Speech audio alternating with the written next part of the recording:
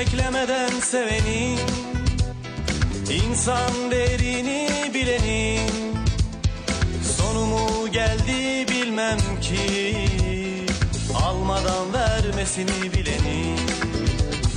Karşılık beklemeden sevenin, İnsan değerini bilenin, sonumu geldi bilmem ki, almadan vermesini bilenin.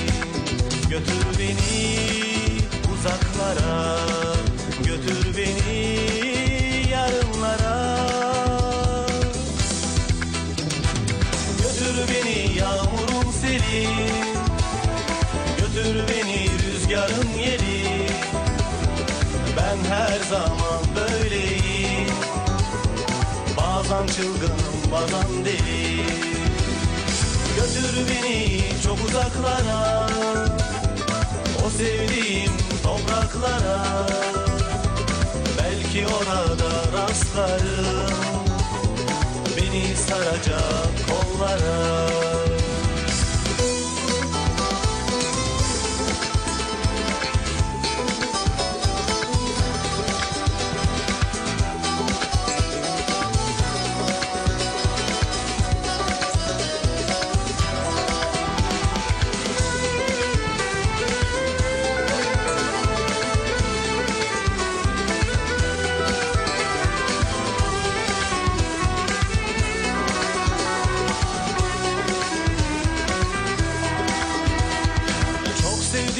Hiç sevilmedim, hiçbir vefa görmedim.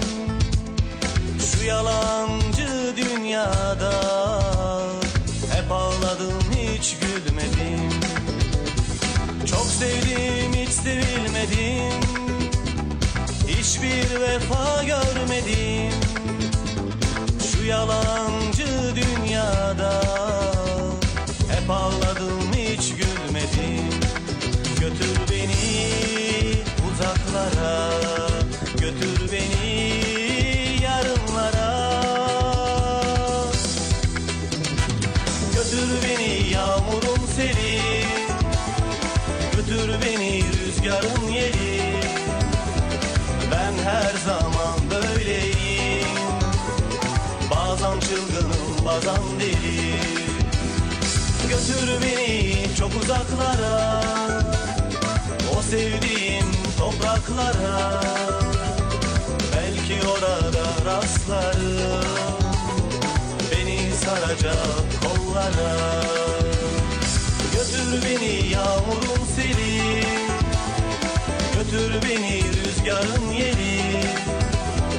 Ben her zaman böyleyim, bazen çılgınım bazen deli. Götür beni çok uzaklara, o sevdiğim topraklara,